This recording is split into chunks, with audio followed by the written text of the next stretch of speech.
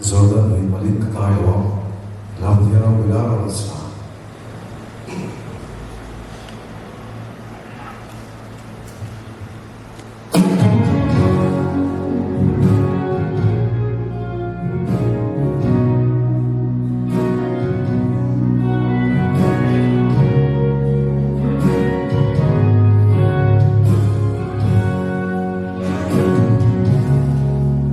lungai na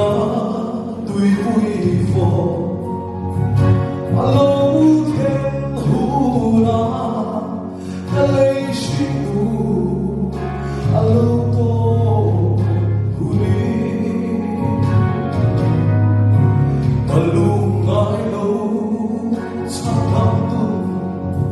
biết chúa đó vagi rồi đặt lối Malintaka lofa Zorda lui Malintaka lofa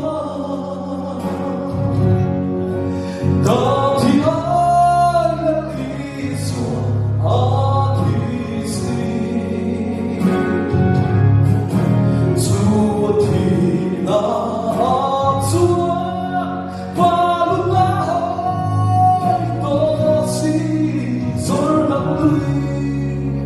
Malintaka lofa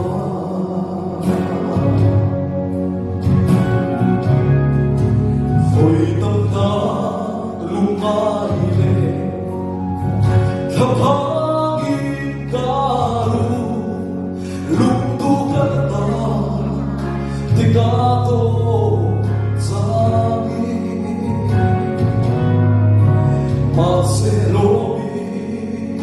Garoka Hei kashiati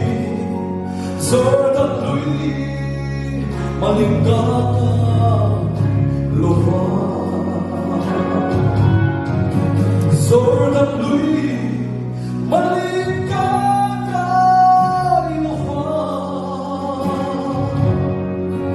Dati ay lagiso at isi Suwati na at suwa Palong na ay tosi Zorda lui Malintaka lofa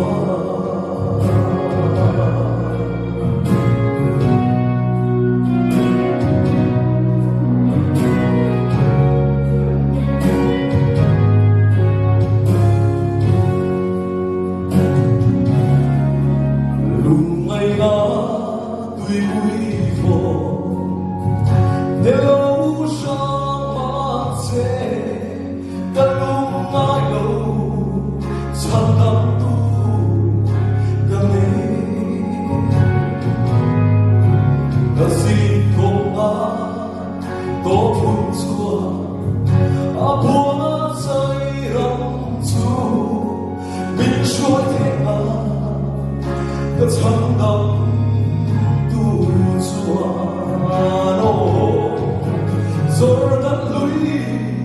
Malintaka lofa Dati ay lakiso at isi Suwati na at suwa Palong na ay tosi Zorda lui Malintaka lofa Zorda lui Malintaka